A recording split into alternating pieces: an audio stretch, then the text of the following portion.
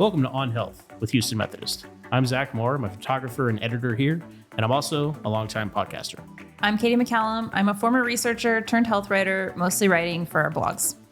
I'm Todd Ackerman. I'm a former medical reporter, currently an editor at Houston Methodist. I'm Kim Rivera, Houston Weber, and I'm a copywriter here at Houston Methodist. So weight loss medications, they've been around for a while actually, but there's been a new wave, a recent wave, that seem to be getting a lot of attention and a lot of potential success. When did you first hear about these, Katie?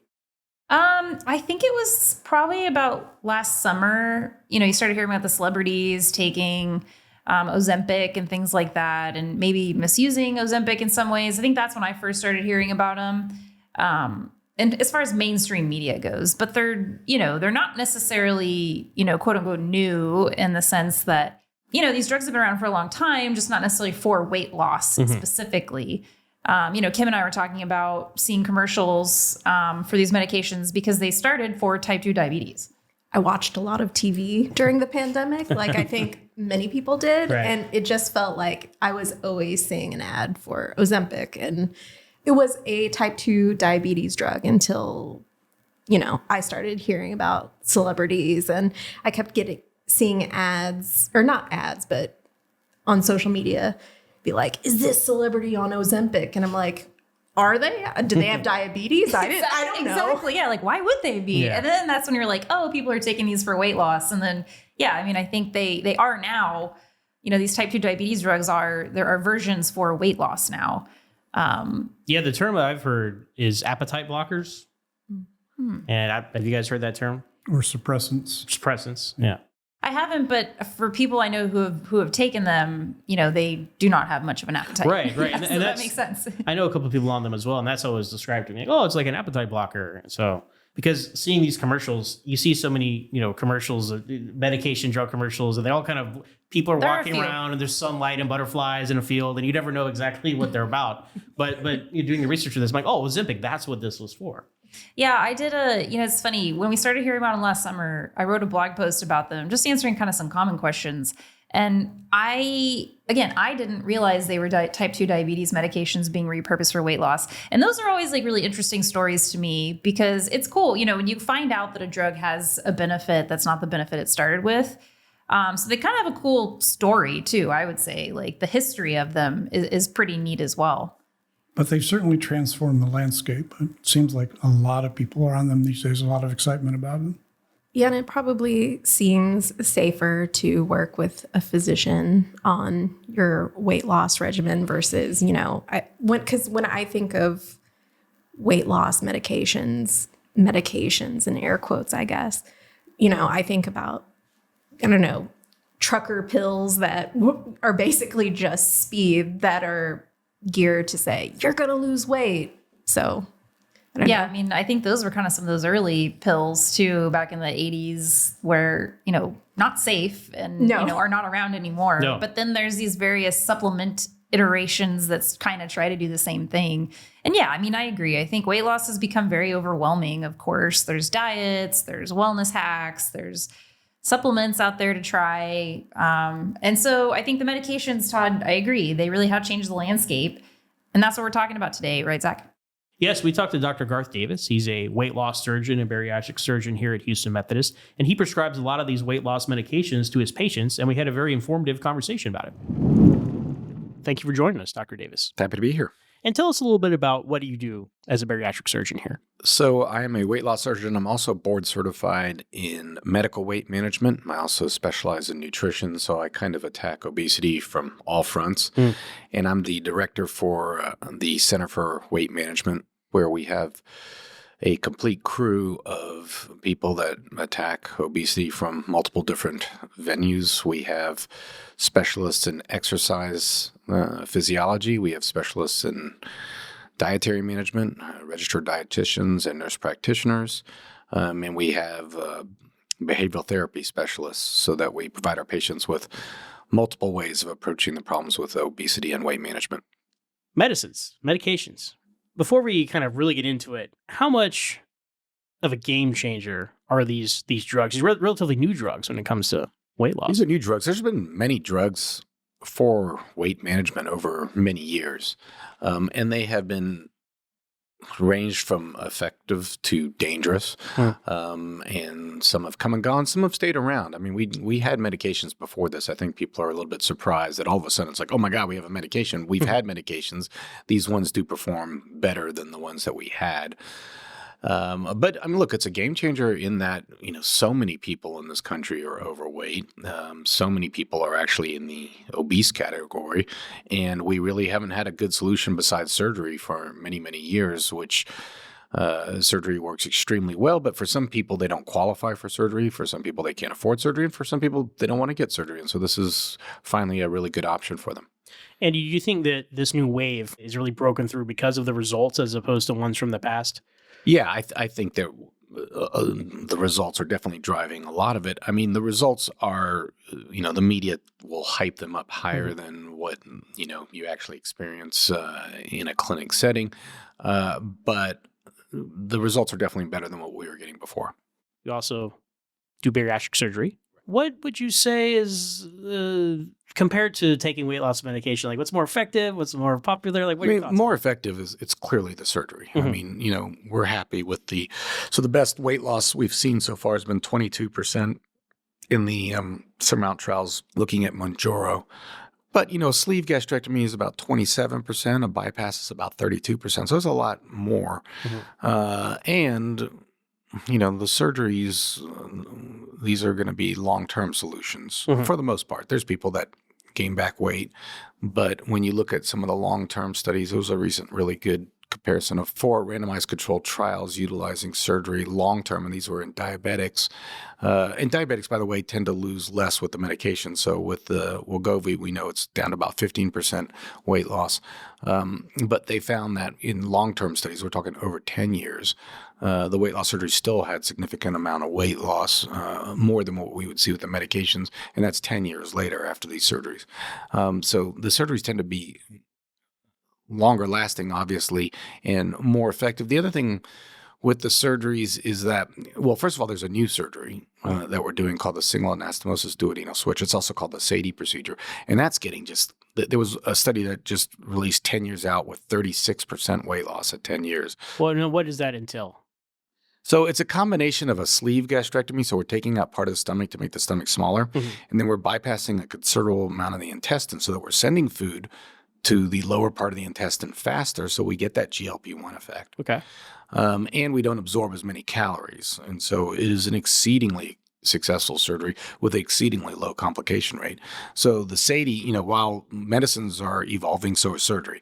And so that's something to keep in mind because the surgeries are not nearly as dangerous as they used to be, and they're very effective. There's a surgery, in order to get surgery, you have to have a body mass index above 40, or between 35 and 40 with a comorbid illness like diabetes or uncontrolled hypertension or sleep apnea. And so a lot of people have a BMI of 30 to 35 or 30 to 40. They don't even qualify for surgery. Right. So these meds are great for them. When you get a BMI above 40, the meds are not as effective. Okay. So in these trials, and there's been so many trials, I can't remember the exact cutoff. I think it was 35 to 45 BMI. So they're not really looking at a lot of the patients we have, which are like 50, 55. In my own anecdotal use of these medications, they just don't work as well in very high BMIs. That's not with everybody. But I tend to find that people with a very high BMI tend to do better with the surgeries. Obviously, with a lower BMI where you don't qualify, the medicines become a great opportunity. There's certain patients that just don't qualify for surgery and the medications are good, and cirrhosis, things like that. And then there's some people that just don't want surgery and they want to try the meds. I would imagine some of the appeal, in addition to just not having surgery, which is, is not the top of everybody's list, to have. So I understand it, the bariatric surgery, that there's a certain list of foods and stuff you just never eat again, right after that? Well, it depends what kind of surgery, but with a gastric bypass, you could get something called dumping syndrome, which is if you eat really sugary foods, you could get in a lot of intestinal Which I upset. guess we probably shouldn't be eating anyway, right? Yeah, well, that's true, right? It's stuff we shouldn't be eating anyway, and it might be part of the reason the surgery works well, because it keeps you, it's a negative reinforcement to not eat cake. Right. So, yeah, I mean, that's part of the surgery, but the surgery is a last-ditch effort, but it's a last resort, but it's a resort that works in people that are really suffering from weight. We're talking about, serious weight at this point, not I need to, lose a few pounds for my wedding or something like that. And while the people who take the medication are encouraged to eat healthy, it's not like a hard and fast, like etched in stone rule that you cannot eat X, Y, and Z or it's going to undermine your medicine, right? Like it is with the surgery. So that's one potential other appeal of taking the medicine. Yeah, possibly. I mean, with sleeve gastrectomy, you could still eat these. You don't really get the dumping syndrome as much. So they're not as restricted as much. Gotcha. And if you do what you always done, you get what you always got. So if you could take the medication, but if you're going to eat junk food, you're not going to have long-term success. There you go. It's not a silver bullet. Not a silver bullet, no. Gotcha. Can we talk a little bit about the difference between weight loss meds and supplements? Like, is there a fine line between these two? Or there's not a fine line. There's a very there's a very thick line, and it's a very obvious difference. There's no real good weight loss supplements out there. I mean, berberine might get you 1 to 2 pounds weight loss. Okay. I think it was in some trials on berberine. I mean, it's a very small amount. There used to be, a little bit better results with some of the ephedrine type medications or supplements, but those created really bad side effects, and so they've been banned. But there aren't any really good supplements for weight loss out there that are really effective. Okay. What are some of your thoughts on weight loss being not just as simple as diet and exercise? Because a lot of people say you diet, you exercise, you'll take care of it. But a lot of people do need that extra. Yeah, look, diet and exercise hasn't worked at all, right? I mean, we continue to get more and more obese. And I think you got to understand that there's a definite genetic component to this. We were created in times of feast or famine or evolved during times of feast and famine. So we evolved a system that was really trying to prevent us from starving. And so we have a big, gigantic stomach that has a large storage capacity. And it's there because when there was food around, when we were cavemen, we better eat it. And we better eat as much of it as we can because we might not see it again. We also have hormones in our body that drive us to eat. We have hormones like ghrelin, which is a hunger hormone that comes from the stomach. So the stomach is basically sending signals to your brain all the time saying, feed me, feed me, feed me. And it can fit a lot. We also have this very complex system where our fat cells secrete a hormone called leptin. When you're gaining fat, you're gaining leptin because the fat cells are secreting leptin. And the brain reads this as, okay, I have some stores on me to survive a fast. And these are ancient genes, so the body's still thinking this way, whether or not your mind is. And we go on a diet and we start losing fat, but when we lose fat, the leptin level drops, and the brain looks at leptin kind of like a temperature sensor. It says, oh my gosh, leptin's dropping. When we're going into a fast, I need to correct it. So everybody goes on a diet. Everybody loses weight in the beginning. And, when someone offers you a piece of cake, you say, I don't want a piece of cake. I'm on a diet. Not today. Not today. But 6 weeks later, someone offers you a piece of cake and you're like, oh my God, that cake looks good. Is that Betty Crocker? Right. And you end up eating the cake and then you feel terrible and you blame yourself and you think this is a willpower issue. It's a cycle, yeah. But the problem is that it's not a willpower issue at all. Willpower, if you're going to define it, would come from thought. It would come from a conscious thought saying, I am going to overcome this. But hunger does not sit in the conscious thought part of the brain. Hunger sits in the very primitive brainstem, and it sits in the areas that control heart rate and control breathing. And so hunger is a very, very genetically encoded, physiologically controlled mechanism of keeping you alive, of survival. And it's hard to overcome that programming. And then you take that programming, you put people in this ridiculous world where, we're supersizing everything. Our portion sizes are enormous. We eat more often and way more than we need. And the food we eat is uniquely unsatiating. I mean, it is uniquely created to be easily absorbed and easily palatable. And that combination with our genetics leads to an obesity crisis. Yeah, and you look at our portion sizes in this country, right? If you go over to Europe, you get a large. It's like our small. Right. But they're growing too. So theirs is going up too, and so is their weight. So we tend to affect, our Western type cultures is starting to affect the whole world. Now, in addition to just the genetic part of it all, do you think there's a like a behavioral or pattern part of it all? Like when you're a kid, like finish your plate, finish your food. We have this kind of like told to us over and over again. There's so many different factors, right? Uh-huh. I mean, there is, they did a study showing that certain zip codes have higher weight than other zip codes. And that may be because of what food's available there. It may be because of just customs and rituals in those different communities. There can be childhood trauma that leads people to overeat as a self-soothing type mechanism. There could be issues such as epigenetics, which means the effects on your genes while you're in utero, basically what your mom was eating affects how your fat cells respond. Depression, substance abuse, addictive. I mean, they've done these studies where they put people in functional MRI machines so they could see how their brains light up. And if you look at, for instance, if you take a person who is normal weight, and this is important because I feel like a lot of people who have normal weight just look at someone who's overweight and say, just do what I do. But they don't understand that they are wired differently. So it's not as simple as just eat what I eat or do what I do.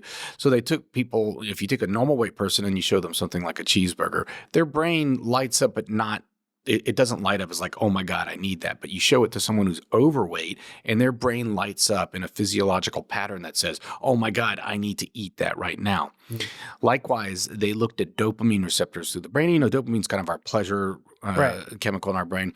If you look at a normal person, they've got lots of dopamine receptors through their arcuate nucleus of their brain. If you look at a cocaine addict or an alcoholic, they're lacking a lot of those dopamine receptors. So that, develops this theory that their attempts to get cocaine or alcohol or anything like that is to simply stimulate these as much dopamine receptors as they can. We see a very similar look in someone who suffers with obesity. They're also lacking these dopamine receptors in part of the brain. And so they're looking for that stimulation from food. So you could be looking for physiological stimulation from food and the dopamine receptors. You could be using food as a tool to deal with depression, to deal with anxiety. There's so many different reasons that we eat and what drives us to eat. I can definitely relate to some of that myself because if you told me, hey, you could never have another glass of alcohol, I'd be like, okay. But if you told me you can't have a chocolate shake ever again, I'm like, whoa, hold on. Right. So, and that's the hard part, right? So like for an alcoholic, they can say, I'm never going to drink again. But so you can't tell someone you're never going to eat again. right. And so if they're going to eat, they're going to be tempted. And that temptation makes it really hard to lose weight.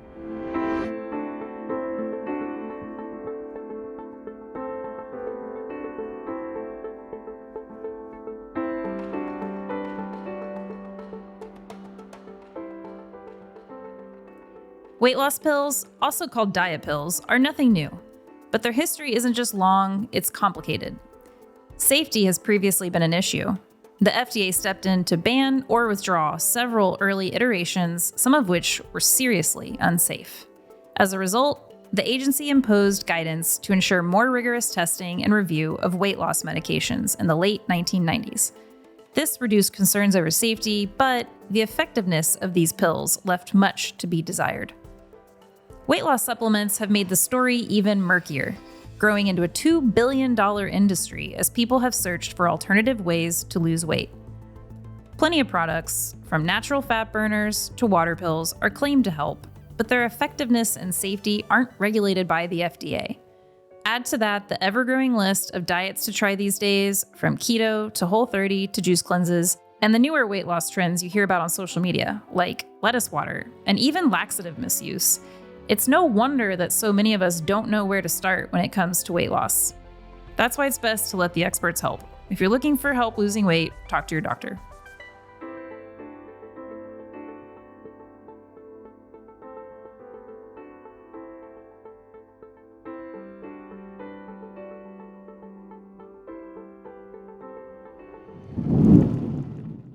Getting into the science of what we're talking about with these new weight loss medications, how exactly do they work? So the new ones are a category of medications that mimic a natural peptide that we secrete from our intestine called GLP-1.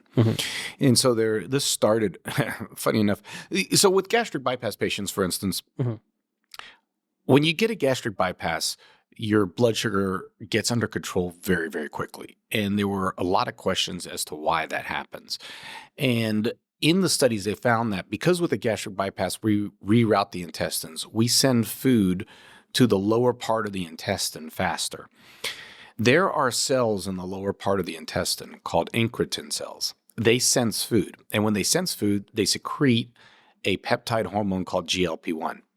And GLP-1 slows stomach emptying. It goes to these parts of the brain, as I was talking about before, that control hunger. And it says, look, we're full. And it also has effects on the pancreas and on the liver. Okay. And so we started to understand that, in surgery, we're getting a GLP-1 effect, and that's part of the success of surgery. So people started saying, well, can we get this GLP-1 effect in humans through a medication? Turns out, for whatever reason, they were studying the bite of a Gila monster. Okay. So Gila monsters, I guess, part of their bite causes pancreatitis. So they wanted to know what chemical was it that affects the pancreas. And they were able to isolate this, it was called zenatide, which is a GLP-1 analog, and that was started to be used for diabetes. And in fact, worked great for diabetes. But they also noticed that not only was it working great for diabetes, but people weren't as hungry. Okay. And so they started studying this effect, and they came up with longer-acting GLP-1 agonists, and that's how we got to Ozempic, which is a once-a-week shot that was becoming very popular for diabetes. And the Novo Nordisk, which created Ozempic, started a very large trial looking at GLP-1 agonists for weight loss. It's called the STEP trials, and they have step 1, 2, 3, and it's gone all the way up to 7, looking at different aspects of the drug. Mm-hmm. And what they found was really exceptional weight loss, up to 19% weight loss, which is, diet and exercise. You're lucky if you get 5%. I mean, you're successful if you get 5%. Now we're getting, when you say 19%, you mean 90% of your weight off. Okay. Yeah.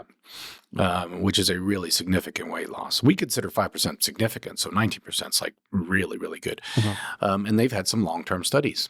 A competing company, Eli Lilly, came out with tirzepatide, which is a combination of the GLP-1 agonist with another hormone called GIP. And they showed 22% weight loss at 3 years. It was a 3-year study. Which is really pretty impressive weight loss. The surgeries, the sleeve gastrectomy gets 27%, so it's pretty close now to the sleeve gastrectomy. Gastric bypass gets higher. And so this was the first time that we saw a medication that was getting to be on par with, not quite on par with surgery, but close. Mm-hmm. Now, I've heard the term appetite blockers. Did you find that an apt term for this medication? Yeah, it is an appetite blocker. The GLP-1 acts in the hypothalamus, which is the area I was talking about before, mm-hmm. that controls hunger in it. And when you talk to patients that get these medications, they're just not that hungry. And a lot of them are just, again, someone who's suffering with obesity is very different than someone who's not. And they have this constant drive to eat, this constant thought about food. It's like sits on their shoulder at all times. Mm. And they are so thankful when they get these shots because that constant drive to eat goes away.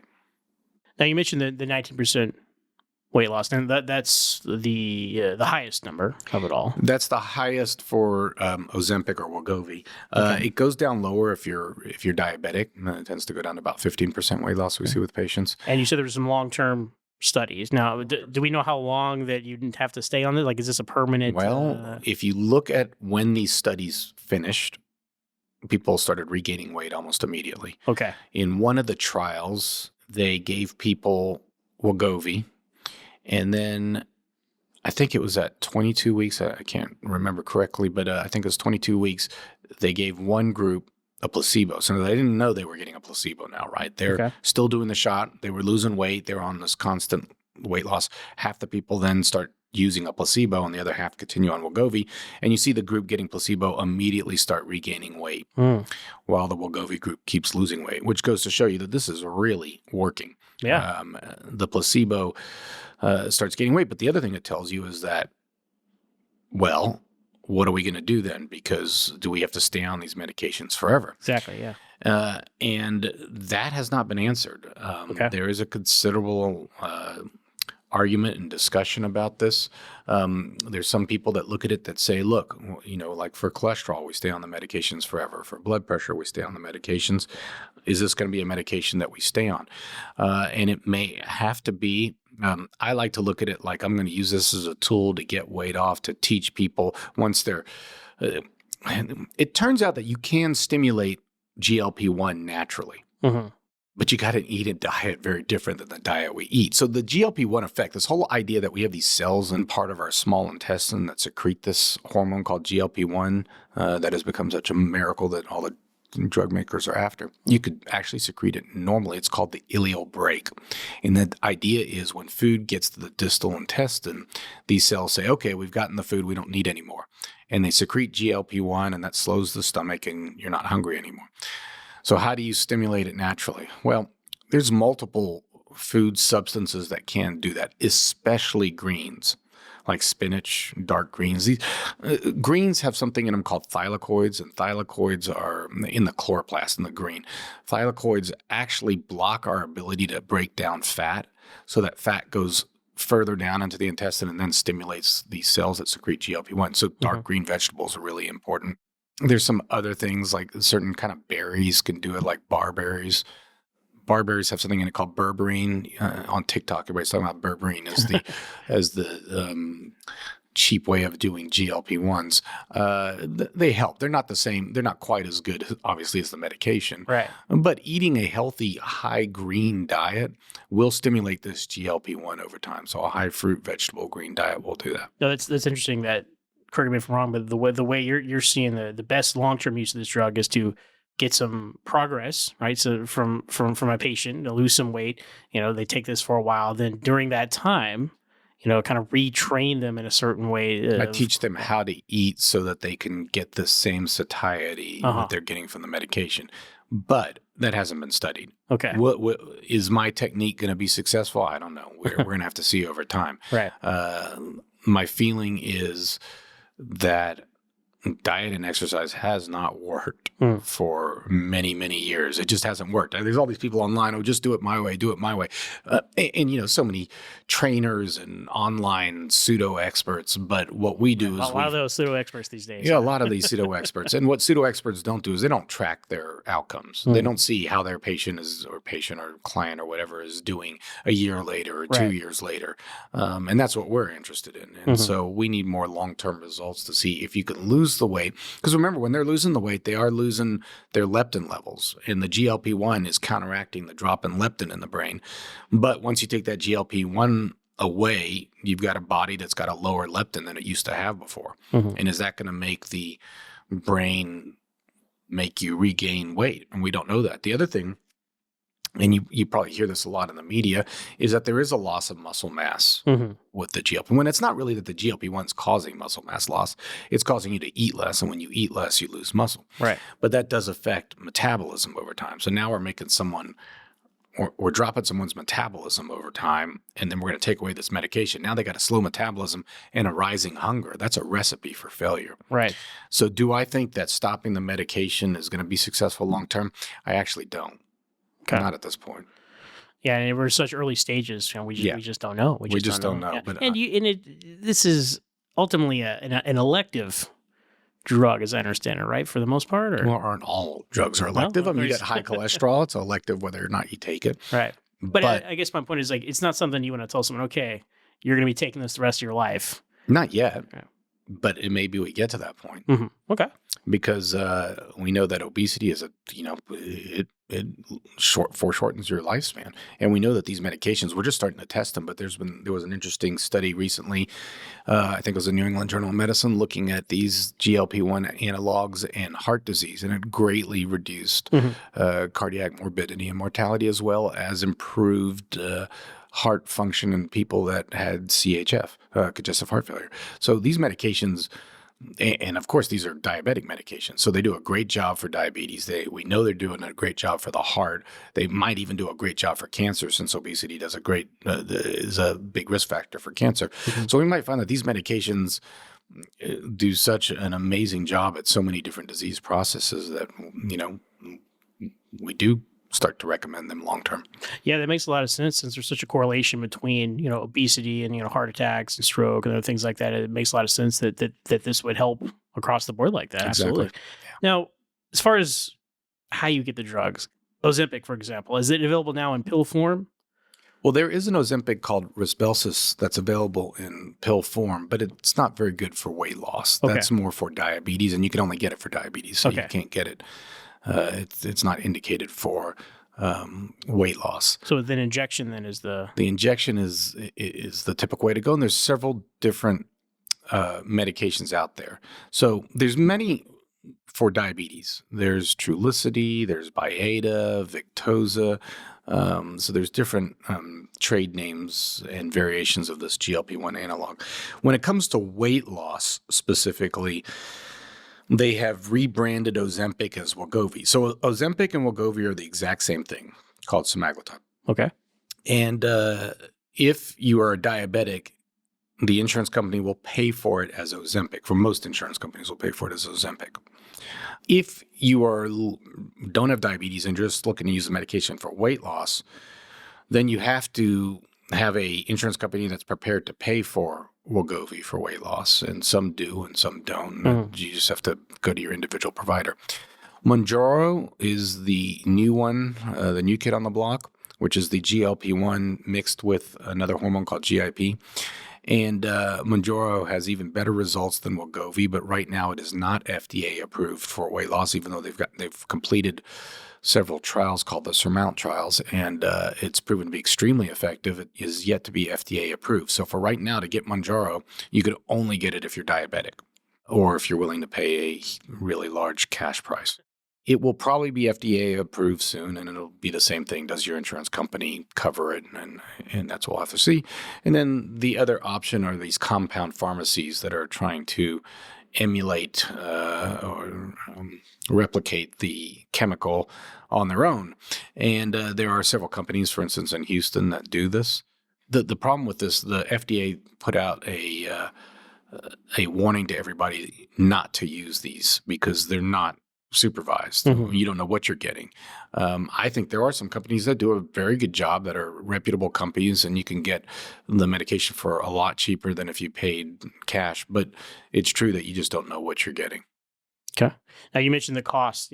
Some of these medications can be up to $1,200 a month with little to no help from insurance, as you said, and they're not covered by Medicare. Like, do you expect private insurance and Medicare to eventually cover these? I think Medicare will eventually cover it for weight loss. I think they're going to do a cost benefit. Well, it's hard to say. I mean, right now in Congress, they're cutting Medicare as we speak. So maybe they won't.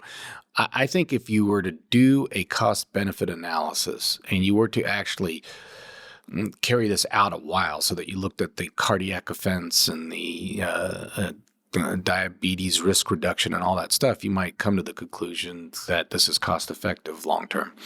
But Medicare is only going to do it if it's cost effective. So that might take a while to prove that. Gotcha.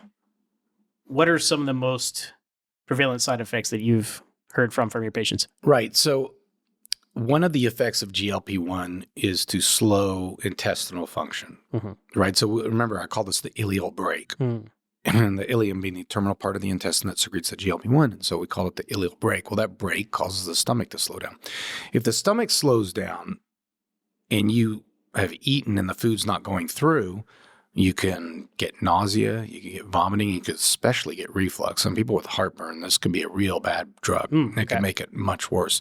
In fact, a lot of the anesthesiologists now are requiring that you be off the medication for at least 2 weeks before any anesthetic procedure because we're finding people with food in their stomach even though they didn't eat the night before because the stomach slowing is. And this has been on the news a lot and in magazines. They call it the paralysis of the stomach, and there's some people worrying that this paralysis is permanent. I don't think it's permanent. I think that the medication has been used in people that are diabetic that may have already had permanent damage to their stomach from the diabetes, but I don't think the medication's permanent. But while you're on it, it could certainly cause considerable nausea, and it could cause considerable reflux and heartburn. It has also been known to cause pancreatitis, which could be fairly serious. Okay. I haven't yet, and I've given out a lot of these prescriptions, I have yet to see pancreatitis in any of my patients, but it's certainly a risk. We see a lot of constipation There are some people that complain of diarrhea, interestingly, after the medications, but I've mainly seen constipation. Constipation could be a serious issue because, again, a couple of factors. You're slowing down intestinal function. You're also not eating as much, so you're not eating as much fiber. And typically it also affects your desire to drink. And so you're not drinking water, and this can be a bad kind of combination for development of constipation. There is a risk of bowel obstructions because it's more of a pseudo obstruction, but your bowels just aren't working properly. And so there have been people that have had abdominal pains and have had to stop the medications and things like that. There is a theoretical risk of thyroid cancer. Wow. Okay. Now, in rat studies, there was a development of a very odd thyroid cancer, or just an uncommon thyroid cancer called medullary thyroid cancer. And that would only be a risk if you had a family history of medullary thyroid cancer, which is a pretty rare familial type thyroid cancer.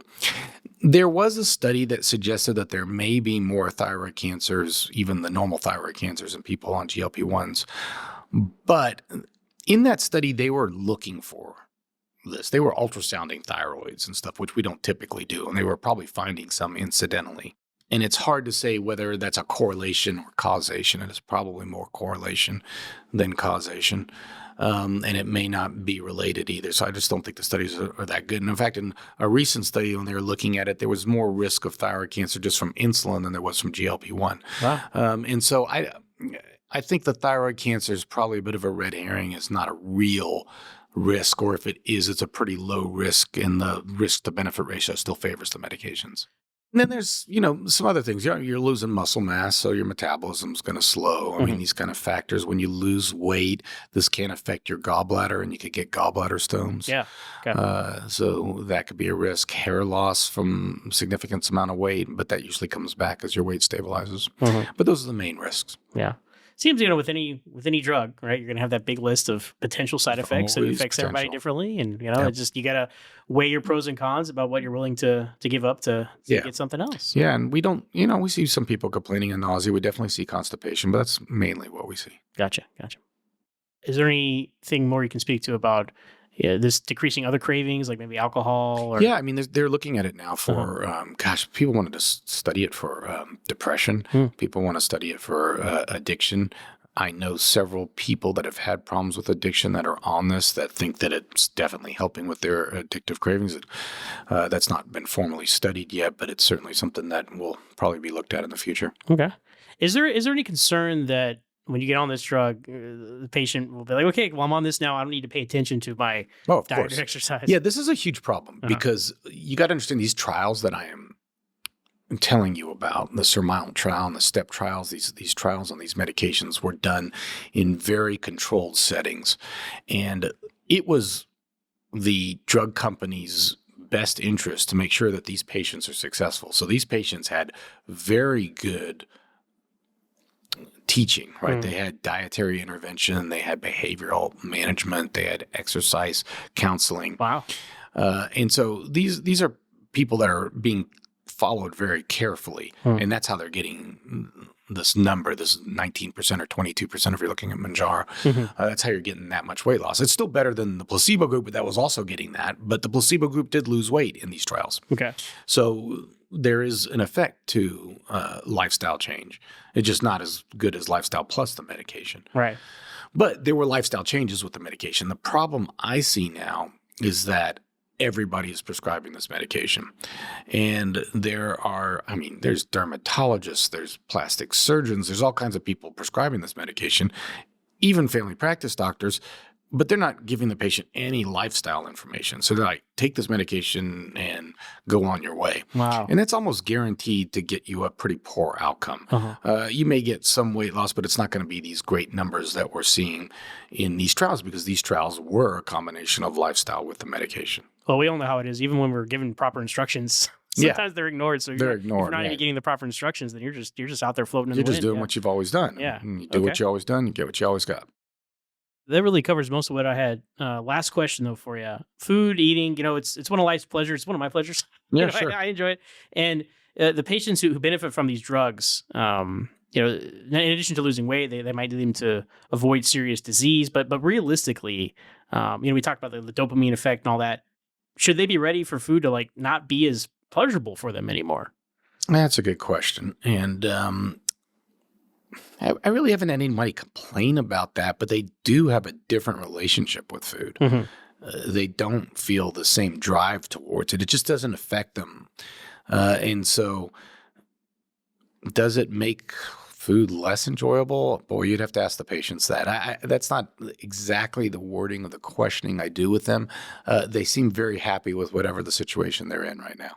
Well, that's what matters. Right? Yeah, and that's the same with my weight loss surgery patients. I mean, it's kind of the same thing. You just don't have the same kind of relationship with the food that you did before. Yeah, I mean, like anything else, right? I mean, it's a give and take on some area, so something's got to balance that out. No one seems to miss it. Right. Yeah. All right. Well, Dr. Davis, thank you so much for talking to us today. Very informative and great to really dive into some of this cutting edge new medicines. Yeah, it's exciting. So as we said, these are newer drugs and the way they're being used for weight loss. And what was most interesting to me is all the studies have shown that as soon as people get off these medications, they immediately gain the weight back. So it's not like retraining your body and preparing you and easing you into a new status quo. It's just, yes, while you're on these drugs, you'll have less appetite and those sorts of things. But once you're off the drugs, all those urges and cravings come back. Yeah, I think he explained how they work, which kind of, it helps you understand why that's the case. But I think it also it hinges on his point of, losing weight isn't just taking these medications. You still have to do the other things like work on your diet and, try to be more active and more mobile. Which I think, is sort of the hallmark of weight loss. It's complicated, right? And like these drugs can be a really helpful tool, but they're not just the answer by themselves. Yeah, they're not a magic bullet. Yeah. I mean, which would be nice if they were. And I think they do way more than they have in the past. Like there's all these good things about them, but there's still, there's still going to have to be some effort on everyone's part to make the really hard choices. Like, go for that walk. Yeah. After work, even though you're really tired and, maybe what not. if it's hot outside? We talked about that in a previous podcast. Yeah. But and then maybe not having 2 slices of pie for dessert, just one. Maybe not 2 hot dogs at a baseball game like I'm known to do. But another thing you mentioned in these studies is all the participants were set up for success. Like the people running these studies were making sure that people were watching this, watching that. It wasn't just the pill and nothing else. It was more, and that's his approach too with his patients. Like, hey, this is going to be a time where I can help you learn how to better maintain your weight and not just rely on this pill, which nobody wants to be reliant on medicine if you don't have to be.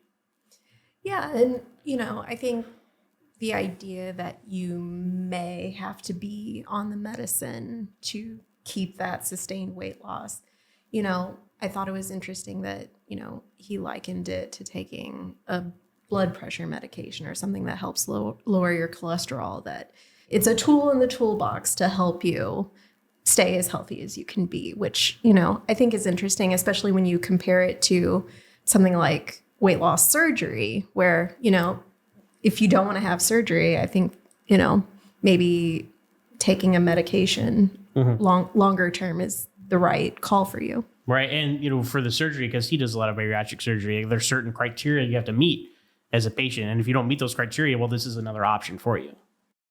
Yeah, I thought it was really helpful to hear his take on it. He prescribes these medications a lot. It was interesting when he mentioned that almost anyone can prescribe these now, and it's being careful about having the right expectations going in. And I think that's why it's helpful to probably have these medications be prescribed by someone who understands weight loss really well, because Zach, you pointed out, yes, some of these medications help with 15+% weight loss, but like you said, in a very controlled environment where like what you're eating is being documented and how much your exercise is being documented. So having realistic expectations of like, that's, best case scenario, and they're helpful either way, but making sure you're working with your doctor to understand what else you need to be doing, what it means for you, having realistic expectations, not being upset when, they're not working as fast as you want them to and stuff like that. Cause again, weight loss is just complicated and can be overwhelming. And I think that was one thing that I heard a lot from him as he was talking to us. Yeah. And especially with how, not necessarily how the drugs are marketed, but how you see it on social media, that it's being used as this aesthetic thing with people like celebrities. Whereas, it's really about using these medications, and weight loss surgery is about your health. And so the distinction and maybe setting up some of those expectations in that way comes down to, are you wanting to do it as a silver bullet for your, to look good for swimsuit season, or are you actually wanting to improve your health? Yeah, that's a really good point. Well, I think people go on these drugs because they are unable to lose weight through diet and exercise. So if you're not having side effects from them, if you end up having to take them long term, that's probably not a bad thing, just as statins or other drugs you have to be on for life. Yeah, and we've heard other doctors on this podcast even mention that there's an underlying kind of almost like disease process involved with this. People want to say it's as easy as willpower to lose weight. And I think most of the medical community is now saying no, this isn't a willpower problem. There's there's an actual condition here that needs to be treated like a medical condition rather than just hey, why can't you lose the weight? Right. That was one of his most hot take statements, I think, when he's well, obviously diet and exercise doesn't work. Yeah, and I understand what he's saying in that context. Alone, for a lot of people, it just doesn't. No, yeah. Look at in the context of the American population. Yeah, I think that you can look at the population and say, yeah, that is true. That is the case. And starting to think of this as more as a medical condition. And for medical conditions like cholesterol, high blood pressure, you take the medications as long as you have the condition. So, yeah, I think that also they kind of gives some credence to that sort of mentality that probably we all need to sort of shift that direction as we start thinking about weight loss and stuff like that. Yeah, so a lot of good information from Dr. Davis there, and we're all still looking for that magic health pill we could just take once a day and and be our perfect weight and our perfect blood pressure and all that stuff. But it's not there yet. But again, as always, is the combination of all these things that we've been talking about, and one component, one tool in the toolbox. And if it's right for you, please consult your doctors about if you should explore this, if it's something you're interested in. So. Yeah.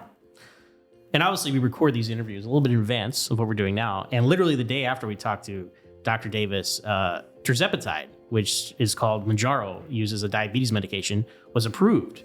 And that's called Zepbound, now available as a weight loss medication called Zepbound. So there you go there.